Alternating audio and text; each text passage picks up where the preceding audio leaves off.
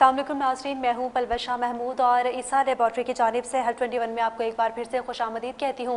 उम्मीद करती हूँ आप लोग बिल्कुल ठीक होंगे, खैरियत से होंगे और अपना ख्याल रख रहे होंगे। नाज़रीन, हमारा लास्ट जो टॉपिक था, लास्ट सेशन में हमने जो टॉपिक डिस्कस किया था वो भी गम रिलेटेड प्रॉब्लम के हवाले से हम लोगों ने बातचीत की थी।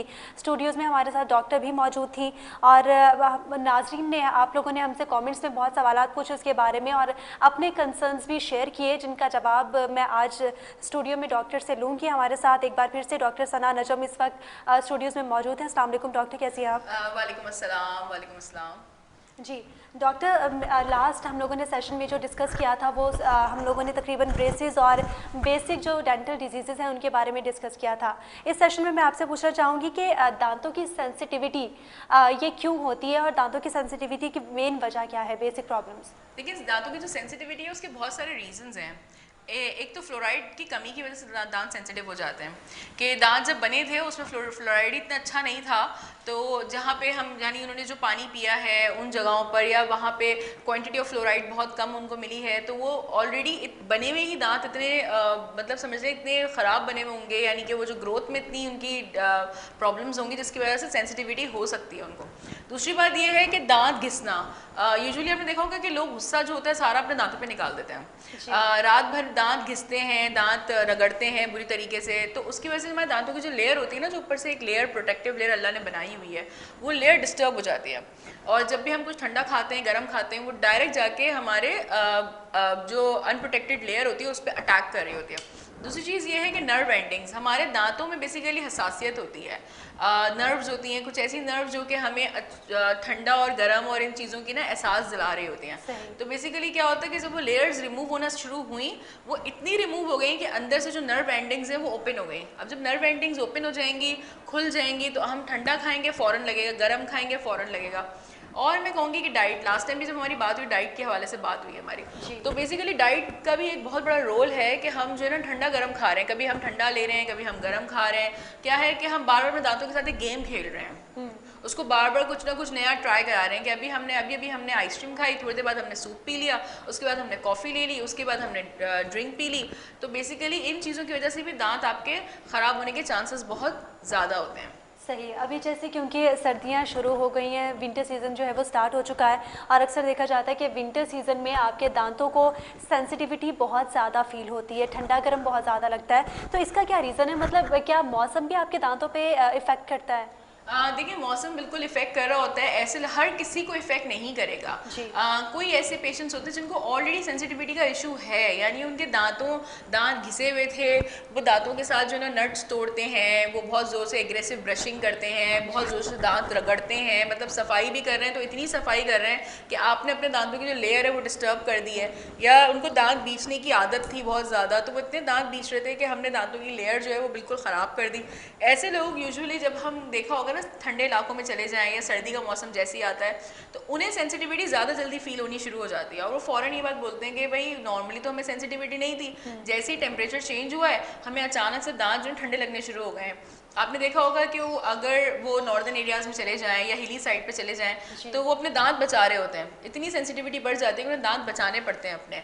वो आइसक्रीम नहीं खा सकते, वो ठंडा पानी नहीं पी सकते, उनको फ़ौरन लगेगा। तो यूजुअली हम काफ़ी अर्से से ये चीज़ नोट करते हैं कि जैसे ही वेदर चेंज होता है तो हमारे पास पेशेंट भी सेंसिटिविटी कंप्लेन के साथ आना स्टार्ट हो जाते हैं। मैं ये नहीं कहूँगी कि उनको कोई नई सेंसिटिविटी इंट्रोड्यूस होती है, ये वही लोग हैं जिनको ऑलरेडी थी लेकिन वो नोटिस ही नहीं कर रहे थे कि उनको बेसिकली दांतों की हसासियत है। सही। टेम्परेचर चेंज होने की वजह से या फिर वैसे भी आजकल के बच्चे भी जो है वो मसूड़ों में तकलीफ़ की शिकायत करते हैं, ऑल्दो इट्स वेरी कॉमन। अब आजकल देखा जाए तो दांतों के जो मसले तकरीबन हैं वो बहुत ज़्यादा कॉमन हो चुके हैं और छोटे छोटे बच्चों में भी दांत झड़ना, दांत जो है वो उनके मसले बहुत ज़्यादा प्रोड्यूस हो चुके हैं। बच्चे भी दांतों में और या मसूड़ों में जो है वो दर्द की शिकायत करते हैं। ये क्यों होता है और इसका जो है वो क्योर क्या है, इसका सॉल्यूशन क्या है? देखिए, आपने एक बात बोली, आजकल के बच्चे जी, ये आजकल हो रहा है क्योंकि आजकल हमने अपनी खुराक को बहुत चेंज कर दिया है ना। तो पहले देखा जाए तो पहले हम यूजुअली जो फिजी ड्रिंक्स हैं वो नॉर्मली नहीं लेते थे, वो पार्टीज़ का एक पार्ट होता था, वो पार्टीज़ में पी जाती थी, या वो घर में कोई स्पेशल फूड बना है तो हमने कोई ड्रिंक मंगा लिया साथ में, तो हम उसके साथ इंजॉय कर रहे हैं कि भाई ड्रिंक भी आ गई, खाना भी बहुत अच्छा था। लेकिन अगर आजकल आप देखा जाए तो वो अगर हफ्ते में 2 या 3 दिन हम ऐसा करते थे, तो आजकल हफ्ते में नहीं, आप एक ही दिन में 2 से 3 दफ़ा बच्चे पी रहे हैं। फिजी ड्रिंक्स बेसिकली क्या करती है, इनकी एसिडिक नेचर होती है, एसिडिक नेचर की वजह से ये दांतों की जो लेयर होती है उसको शेड आउट कर रही होती है, उसको डिजोल्व करती है। अब दांतों की वो जो लेयर है वो डिजोल्व कर दी, बच्चा भी ग्रोइंग एज में था, एक तो उसको न्यूट्रिशन ही अच्छा नहीं मिला है, क्योंकि अगर आप न्यूट्रिशन वैल्यू देखी जाए तो पहले के न्यूट्रिशन में और आज के न्यूट्रिशन में ज़मीन आसमान का फ़र्क हो गया है। एक तो न्यूट्रिएंट उसका अच्छा नहीं मिला, और फिर उसने फिजी ड्रिंक्स इतनी उसकी हैबिट है पीने की कि उसकी जो दांतों की लेयर है वो ऑलरेडी इतनी डिस्टर्ब हो रही है। इसलिए अब देखा जाए पहले बड़ों को ये प्रॉब्लम्स होती थी, अब बच्चों को ज़्यादा ये प्रॉब्लम्स होने लग गई हैं। और अगेन पहले कुछ ब्रांड्स आइसक्रीम सेल करती थी, या कुछ आइसक्रीम पार्लर्स होते थे जहाँ पे हम जाते थे और हमने कुछ ले लिया। अब देखा जाए तो हर फुट स्टेप पे आपको आइसक्रीम पार्लर्स, आपको इवन सोडा, आजकल कल्चर निकल आया है सोडा ड्रिंक्स का, हर जगह आपको सोडा ड्रिंक्स मिल रहे हैं, यहाँ पे सोडा ड्रिंक्स, वहाँ पे सोडा ड्रिंक्स। तो ये इन चीज़ों की वजह से हमारी फूड हैबिट और हमारे कल्चर चेंजेस की वजह से ये प्रॉब्लम्स अब बढ़ती चली जा रही हैं। बिल्कुल, ये हमारे कल्चर चेंजिंग की वजह से या फिर हमारे आसपास के माहौल, इन्वायरमेंट बहुत मैटर करता है इसमें, उसकी वजह से ये प्रॉब्लम्स बढ़ती जा रही हैं। डॉक्टर, हम लोग सेंसिटिविटी से या फिर मसूड़ों के दर्द से या जितने भी ये प्रॉब्लम्स हैं, हम इनसे अपने दांतों को कैसे बचा सकते हैं? डाइट तो बहुत इंपॉर्टेंट रोल प्ले करती ही है, इसके अलावा हम लोग क्या कर सकते हैं इसके लिए? देखिए, सबसे पहले तो ये है कि आप हर 6 महीने में या साल में एक दफ़ा डेंटल विजिट्स ज़रूर करें, ताकि अगर कोई इशू हो रहा है तो आप उनको नोटिस आप कर सकें। दूसरी बात ये कि आप सेल्फ नोटिसिंग की तरफ भी जाएं ना। अगर देखो लास्ट में अक्टूबर का अगर देखा जाए तो ब्रेस्ट कैंसर अवेयरनेस, हम बार बार अवेयरनेस दे रहे थे लोगों को कि भाई अगर आपके साथ कोई भी ऐसा कोई चीज़ हो रही है तो उसको सेल्फ नोटिस करें।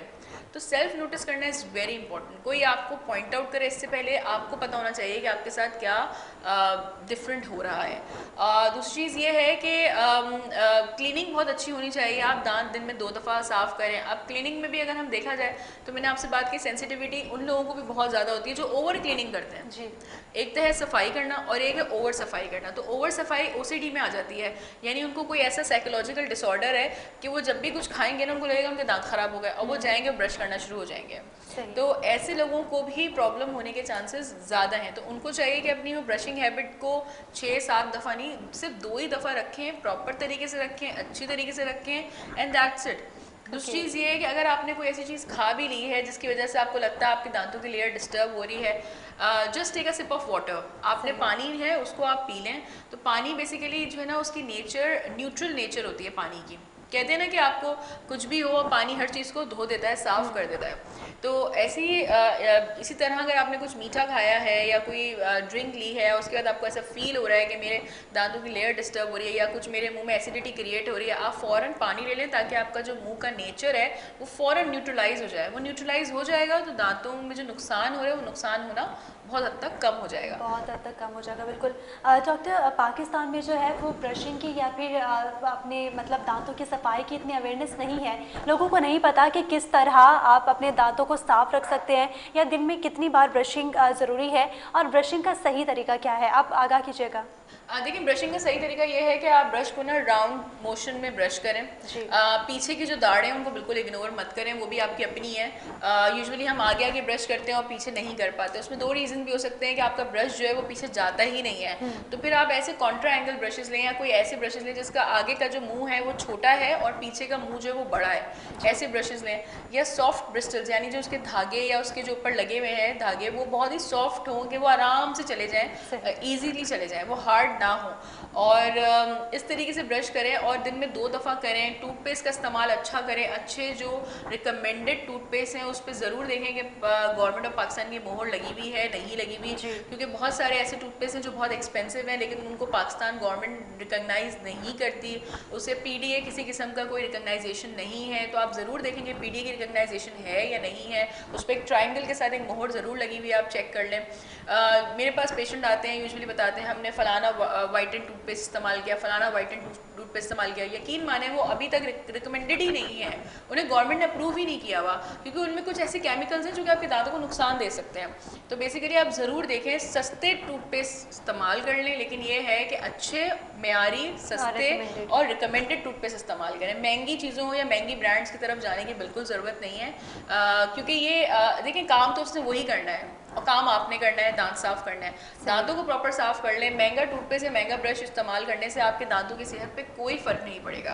बिल्कुल सही कह रही हैं डॉक्टर। अक्सर जो है वो पेशेंट्स को या फिर अक्सर लोगों को ये एक आपने बताया कि ओवर क्लीनिंग की आदत होती है, ओसीडी की आदत होती है, कुछ भी मीठा खा लिया या कुछ भी ऐसा कोई स्वीट्स ले ली या फिर चॉकलेट वगैरह ले ली, कोई शेक ले लिया तो फ़ौरन जाके जी ब्रश करना है, दांतों को क्लीन करना है, तो ये इज़ इट हार्मफुल और ये बिल्कुल ठीक है?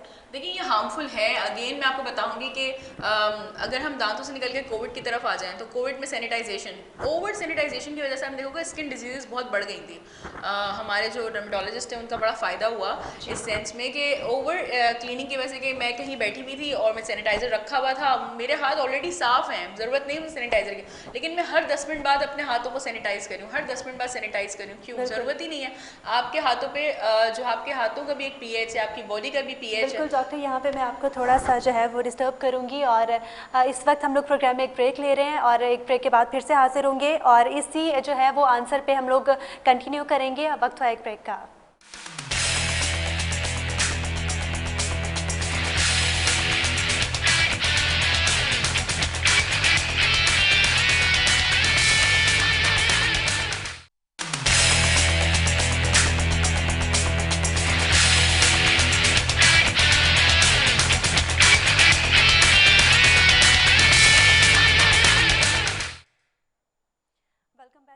और हेल्थ 21 में एक बार फिर से आपको खुशामदीद कहती हूँ। ब्रेक से पहले जो है मैंने डॉक्टर से ये क्वेश्चन किया था कि हम अपने दांतों को सेंसिटिविटी से कैसे बचा सकते हैं और इसका जो है वो आंसर इनकम्प्लीट रह गया था।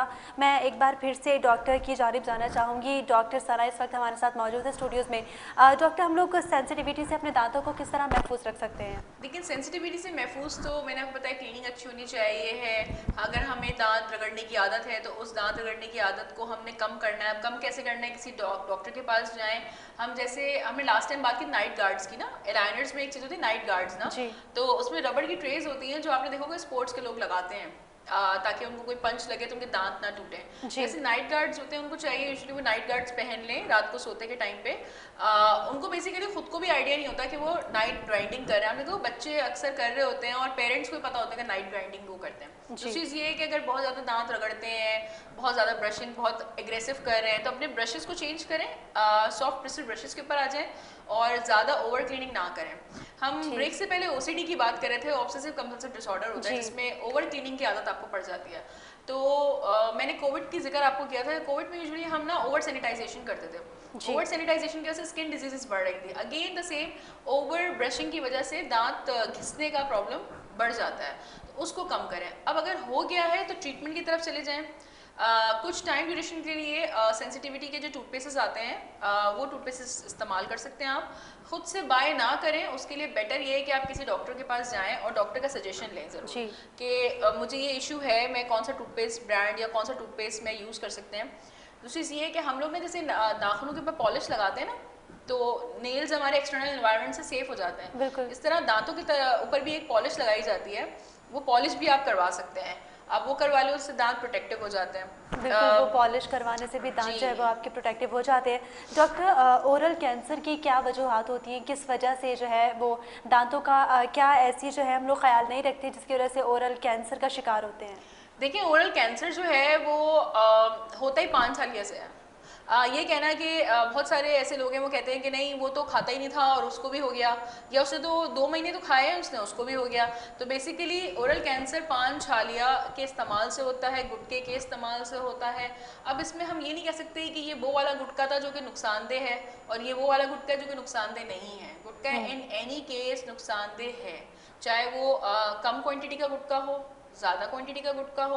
अगेन द सेम छालिया पे अगर हम आ जाते हैं तो छालिया इटसेल्फ इज़ वेरी डेंजरस। छालिया मतलब अगर वो सादी छालिया है उस पर कोई कोटिंग नहीं है, उस पर कोई कलर नहीं लगा हुआ, या वो उस तरह नहीं बनाई गई जैसे मेरे पास अक्सर मरीज आके कहते हैं कि नहीं डॉक्टर साहब मैं तो वो छालियाँ खाती हूँ या मैं वो खाता हूँ कि जो कि सादी छालियाँ होती है, घर में पिटारी नहीं होती पान की, वो एक कल्चर होता था ना, पिटारी में छालियाँ पड़ी होती थी और हम चलते फिरते खा लेते थे, तो हम तो वो खाते हैं, उससे क्या कैंसर हो सकता है।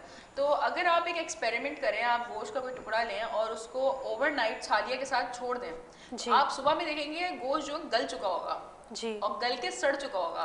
तो उसका रीज़न अब अभी देखें, जब वो गोश्त को गला सकता है, सड़ा सकता है, तो जब हम अपने मुंह में रखते हैं वो मुंह को किस तरीके से सड़ाता होगा। बेसिकली छालिया में इटसेल्फ कुछ केमिकल्स ऐसे पाए जाते हैं कि जो केमिकल्स जो हैं वो डिज़ोल्व कराते हैं आपके स्ट्रक्चर को। इसी तरह जब मुंह में बंदा छालिया रखता है तो वो गाल के हिस्से में रखी हुई होती है, वो गाल के हिस्से में जब वो कंटिन्यूस पड़ी रहेगी, रखी रहेगी और हम वहीं चबाते रहेंगे, खाते रहेंगे, तो ज़बान को भी नुकसान देगी, वो आपके गाल को भी नुकसान देगी, वो आपके जितने मसल्स इन्वॉल्व हैं आपके इस ओरल कैविटी के अंदर, वो सारे ओरल कैविटी के मसल्स को नुकसान देगी। बिल्कुल, छालिया गुटखा जो है वो हमारे मुंह के लिए बहुत ज़्यादा ख़तरनाक साबित हो सकता है, ओरल कैंसर हो सकता है इससे। हमारी डाइट जो है हमारे दांतों पे बहुत एक गहरा इम्पैक्ट छोड़ती है। उसके अलावा हमारे दांत जो है वो हमारी पर्सनालिटी पे बहुत गहरा इम्पैक्ट छोड़ते हैं। ये सारी चीज़ें जितनी भी बेसिक जो है हमारे दांतों के हवाले से डिजीज़ थी और इनके जो जितना भी क्योर था वो हमने आज इस प्रोग्राम में डिस्कस किया। और ईसा लेबॉर्ट्री की जानिब से हेल्थ 21 था ये, ईसा लेबॉर्ट्री जो है उसके इश्तराक से हमने आज ये प्रोग्राम किया। और डॉक्टर सना बहुत शुक्रिया, आपने आके एक बार फिर से हमें टाइम दिया। अगले प्रोग्राम में एक नए टॉपिक के साथ आपके साथ हाजिर होंगे और मुझे और मेरी पूरी टीम को इजाज़त दीजिए। अल्लाह हाफ़िज़।